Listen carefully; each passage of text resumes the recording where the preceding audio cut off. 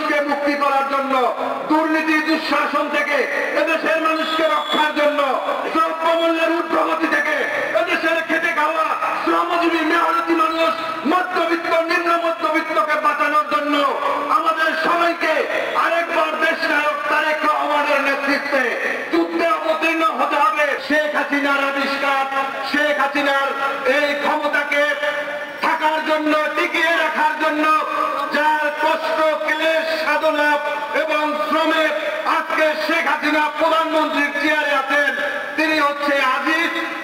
এবং এই বেনজির, এই নজিরবিহীন ঘটনাগুলোর জন্য শুধুমাত্র আজিজকে দোষ দিলে হবে না, এজন্য বেনজিরকে দোষ দিলে হবে না। এই গডমাদার শেখ হাসিনার কারণে এই আজিজ এবং বেনজিররা বাংলাদেশের রাষ্ট্রকে আজকে তিলে তিলে ধ্বংসের দ্বার প্রান্তে নিয়েছে। আজকে আমরা যাদের পিছনে জিন্দাবাদ দিচ্ছি তাদের ভূমিকাও আমরা হতাশাজনক। আজকে দেশের মানুষ প্রত্যাশা করছে, বিগত 17টি বছরে আমরা রাজপথে, টিভিতে, আলোচনা সভায়, প্রেস ক্লাবে শুধু বক্তৃতাই দিয়ে গেলাম, জনগণের ভাগ্যের কোনো পরিবর্তন করতে পারেনি। আজকে আমরা দেখছি যে ইসরায়েলের দালালরা আজকে তারা বাংলাদেশে ফিলিস্তিনের পক্ষে আন্দোলন করছে। আজকে দেখছি বাংলাদেশে ভারতের দালালরা আজকে এখানে আওয়ামী লীগের প্রতিবাদ করছে। যেমন আমরা দেখেছি আমেরিকা, সে আমাদের ফিলিস্তিনে সেখানে ক্ষেপণাস্ত্র পাঠায়, সেখানে ফিলিস্তিনে ভাইদেরকে হত্যা করার জন্য। আবার তারা কিছু খাদ্যপণ্য পাঠিয়ে দেয় ফিলিস্তিনের অসহায় নারী পুরুষের জন্য। একই অঙ্গে অনেক রকম রূপ আমরা দেখতে পাচ্ছি। আজকে বিএনপিকে বলতে চাই, আপনারা হচ্ছেন বাংলাদেশের প্রধানতম দল, উপমহাদেশের সবচেয়ে জনপ্রিয় দল। 17টি বছর যাবৎ আপনাদের এই রাজপথে থাকার কথা ছিল না।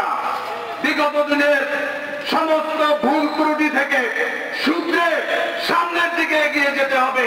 জনগণ আপনাদের দিকে তাকিয়ে আছে। আপনারা, আমরা যদি সবাই মিলে বেগম খালেদা জিয়াকে মুক্ত করতে না পারি, এদেশের জনগণকে মুক্ত করা সম্ভব হবে না। এই জিয়াউর রহমানের হাত ধরে এই 1975 সালে শেখ মুজিব যে বাকশাল করেছিল, 17টি রাজনৈতিক দল নিষিদ্ধ করেছিল, বাংলাদেশের সংবাদপত্রকে কবরস্থ করেছিল, রাস্তার পাশে খালে বিলে যেখানে লাশ পাওয়া যেত, সেই পাকশালী অপশক্তির হাত থেকে শহীদ প্রেসিডেন্ট জিয়াউর রহমানের নেতৃত্বে আমরা গণতন্ত্র ফিরে পেয়েছিলাম। আমরা 1991 সালে দীর্ঘ আন্দোলনের মধ্য দিয়ে সেই স্বৈরাচার হোসেন মোহাম্মদ এরশাদের হাত থেকে মুক্তি পেয়েছিলাম।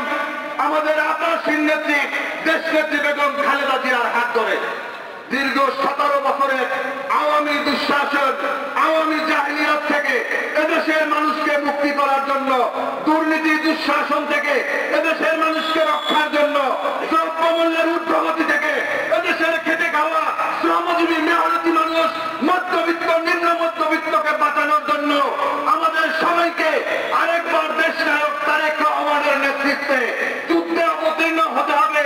সেই যুদ্ধের আহ্বান জানিয়ে আমি আমার বক্তব্য শেষ করছি। বাংলাদেশ জিন্দাবাদ, বাংলাদেশ লেবার পার্টি জিন্দাবাদ।